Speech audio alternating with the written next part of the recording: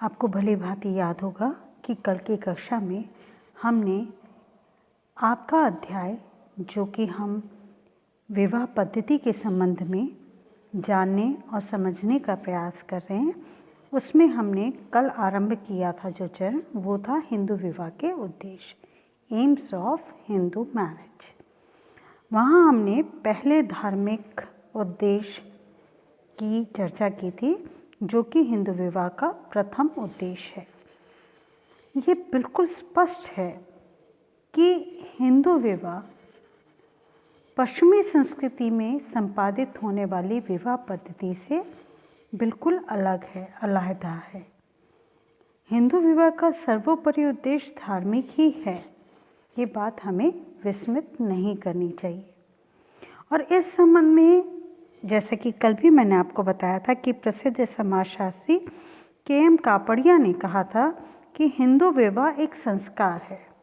उन्होंने ये भी कहा था कि हिंदू विवाह के उद्देश्य धर्म, प्रजा, प्रजा का तात्पर्य क्या होगा? संतान, और रति, रति का अर्थ क्या होता है? आनंद।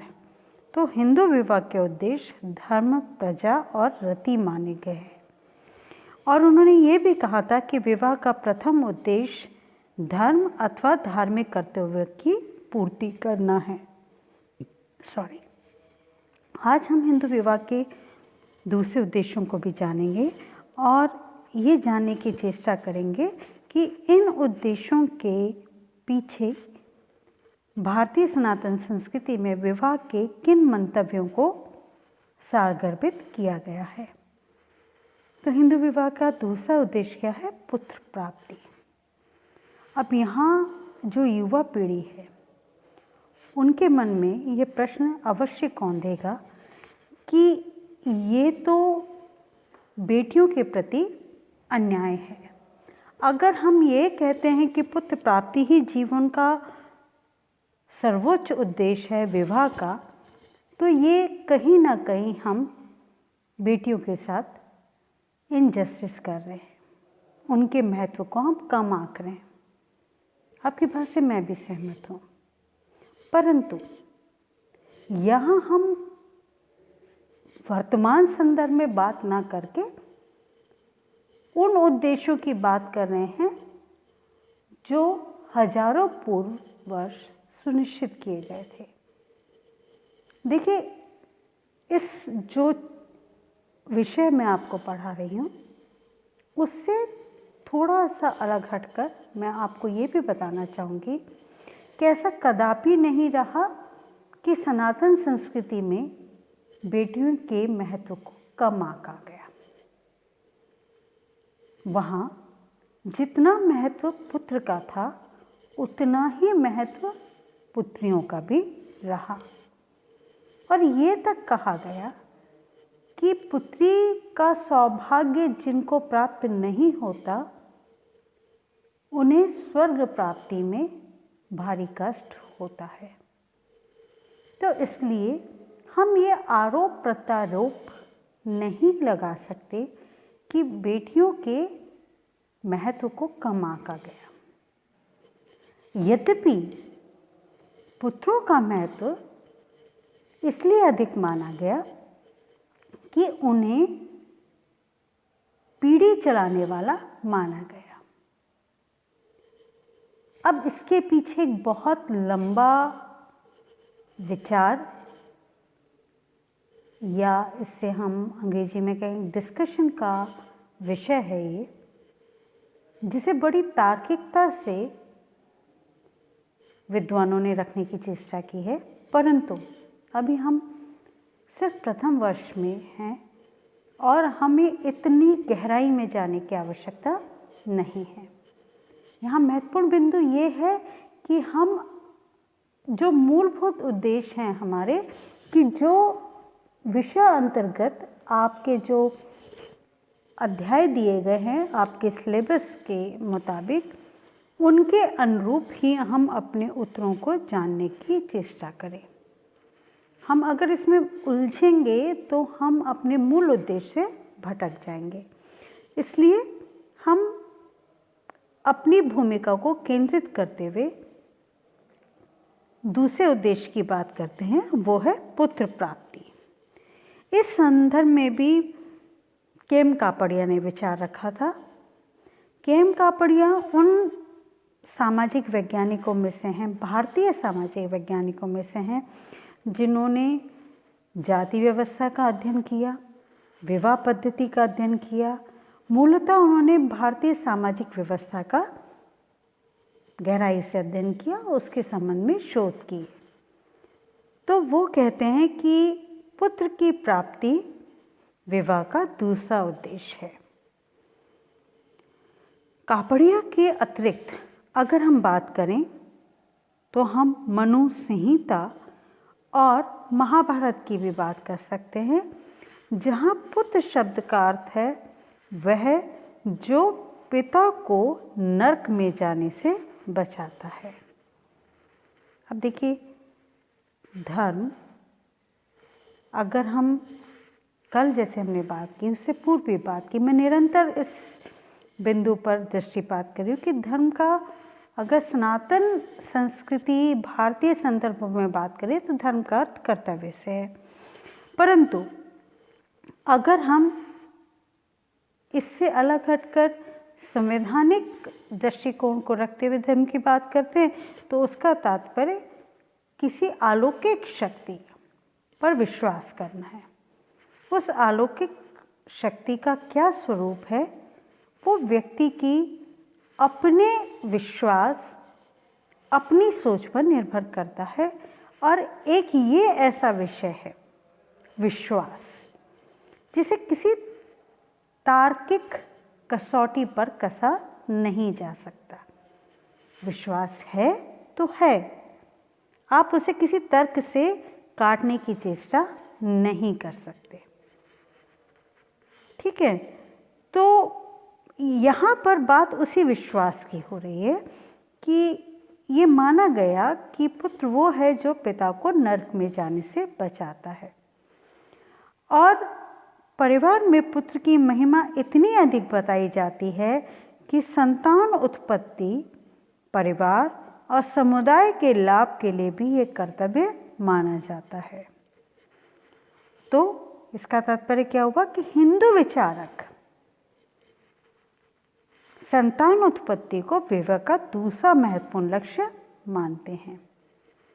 और ये माना जाता है कि पुत्र ही पिता का दाह संस्कार करता है, जिससे अंतोतगत्वा पिता को मोक्ष की प्राप्ति होती है। ऋग्वेद में भी पुत्र प्राप्ति का महत्व अनेक स्थानों पर मिलता है। अगर हम इसे थोड़ा सा अप्रत्यक्ष रूप से देखने की चेष्टा करें तो हम ये देखते हैं कि ये माना जाता है कि जो सर्वश्रेष्ठ पुत्र है, जो आज्ञाकारी पुत्र है, वो माता पिता की सेवा करता है। ठीक है, अब हम बात करते हैं तीसरे उद्देश्य की, रति की। रति का तात्पर्य मैंने अभी थोड़ी देर पहले ही आपको बताया था। रति का तात्पर्य है आनंद। तो कापड़िया के अनुसार विवाह का जो तीसरा उद्देश्य है वो रति है। विवाह में यौन संबंध की निम्नतम मिनिमम, जिसे हम कहना चाहिए, भूमिका पर बल देने के लिए लिखा है कि शूद्र के लिए विवाह का उद्देश्य केवल आनंद प्राप्त करना है, परंतु उच्च वर्णों तथा जातियों के लिए रति का उद्देश्य निम्नतम है। तो देखिए, ये बात हम वर्तमान समय की नहीं कर रहे, ये बात हम कर रहे हैं उस समय की जब हजारों वर्ष पूर्व इस विचारधारा का जन्म हुआ था और जब वर्ण व्यवस्था व्याप्त थी। तो जो ब्राह्मण विधान वेताएं हैं, उन्होंने शूद्र पत्नी को केवल आनंद के लिए विवाह द्वारा प्राप्त करने का उद्देश्य बताया। अब ये कितना उचित है, कितना नहीं उचित है, ये हमारी चर्चा का विषय नहीं है, लेकिन ये स्पष्ट है कि हिंदू शास्त्रों में धर्म, अर्थ, काम और मोक्ष का वर्णन मिलता है। अब हम चौथे उद्देश्य की बात करते हैं, व्यक्तित्व का विकास, डेवलपमेंट ऑफ पर्सनैलिटी। तो कैसे व्यक्तित्व का विकास होता है? विवाह के बाद ही स्त्री और पुरुष को एक दर्जा प्राप्त होता है, एक परिस्थिति प्राप्त होती है, और वो परिस्थिति क्या है? एक पति अथवा पत्नी की। पुरुष है तो उनको जो दर्जा मिलेगा, जो स्थान मिलेगा, वो पति का मिलेगा, और स्त्री है तो उनको जो स्थान मिलेगा वो पत्नी का मिलेगा, और उससे उनका व्यक्तित्व विकसित होता है। समाज में व्यक्ति के अनेक सामाजिक गुणों का विकास विवाह के पश्चात ही होता है, क्योंकि देखिए ये स्वाभाविक है।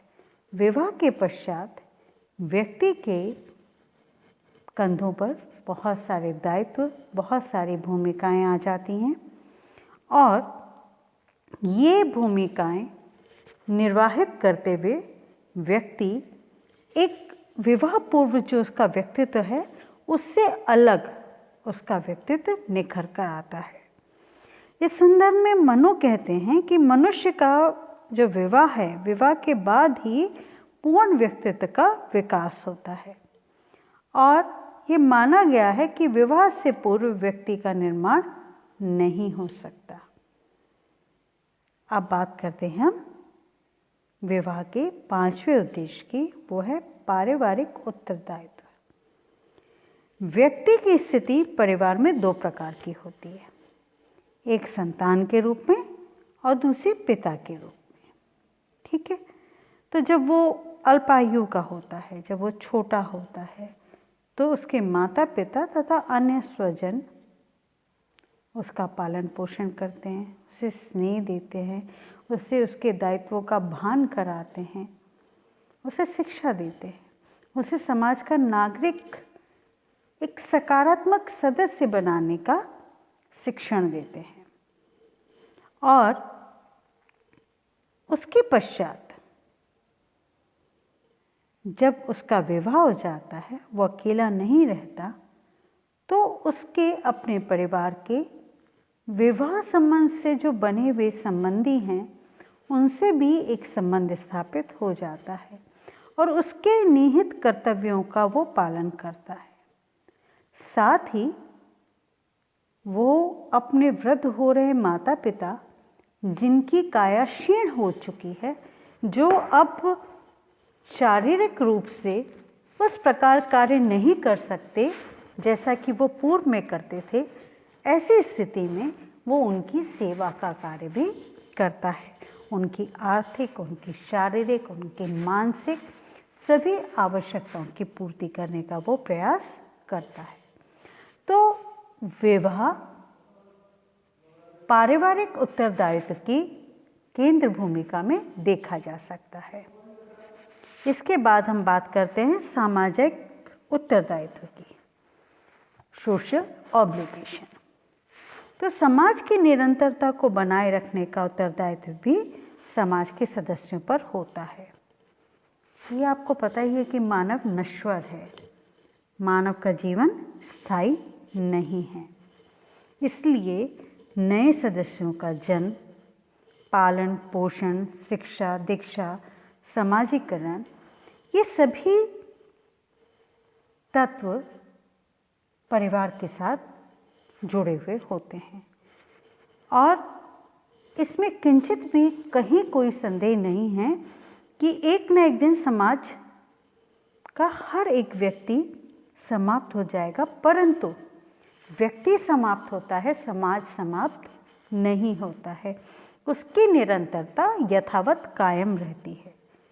तो हिंदू समाज ने इस कार्य के लिए विवाह को एक धार्मिक संस्कार बनाकर सदस्यों के लिए एक महत्वपूर्ण और आवश्यक कर्तव्य बना दिया है कि वो समाज की निरंतरता को बनाए रखने के लिए, सामाजिक संरचना की निरंतरता को बनाए रखने के लिए संस्कृति का हस्तांतरण, संस्कृति का हस्तांतरण का तात्पर्य क्या हुआ? संस्कृति क्या है? मैं यहाँ अगर आपको बताऊं तो संस्कृति का एक बहुत आसान सा अर्थ अगर बहुत सहजता से जिसे हम समझ सकते हैं, हमारे जीवन जीने का तरीका, हमारे आचार विचार, रहन सहन, ये सब संस्कृति हैं। एक बहुत प्रसिद्ध मानव शास्त्री हुए हैं हर्शकोविट्स। उन्होंने कहा था कि संस्कृति पर्यावरण का मानव निर्मित भाग है। तो संस्कृति का वाहक ही मानव है। आप कैसे उठते हैं, आप कैसे बैठते हैं, आप कैसे बोलते हैं, आप कैसे खाते हैं, आपकी भोजन विधि क्या है, आपका भोज्य पदार्थ क्या है, आपकी दैनिक दिनचर्या क्या है, आपके पूजा पठन पाठन की पद्धति क्या है, ये समस्त कार्य, ये समस्त पद्धतियाँ संस्कृति है। और ये संस्कृति सिखाई जाती है और एक पीढ़ी से दूसरी पीढ़ी को हस्तांतरित होती है। कैसे? आप याद कीजिए, आप तो अब किशोर अवस्था में हैं। जब आप छोटे थे तो आपको आपके परिवार के सदस्य, आपके स्वजन, आपके माता पिता आपको ये बताते हैं कि आपका व्यवहार करने का तरीका परिवार के सदस्यों के साथ कैसा होना चाहिए, किस प्रकार से आपको समाज में व्यवहार करना है, किस प्रकार की पोशाक आपको धारण करनी है। ये संस्कृति ही है। और संस्कृति समय सापेक्ष और स्थान सापेक्ष है। अर्थात संस्कृति स्थिर नहीं है, वो गतिमान है, वो गतिशील है, वो परिवर्तित होती रहती है। आज हमारी संस्कृति में जो कुछ भी आदरणीय है वो आने वाले समय में भी आदरणीय रहेगा, स्वीकार्य रहेगा, ये आवश्यक नहीं है। याद कीजिए, आज से 300 वर्ष पूर्व भारतीय समाज में विधवा विवाह बहुत दुष्कर सामाजिक कृत्य माना जाता था, परंतु आज ऐसा है नहीं, है ना।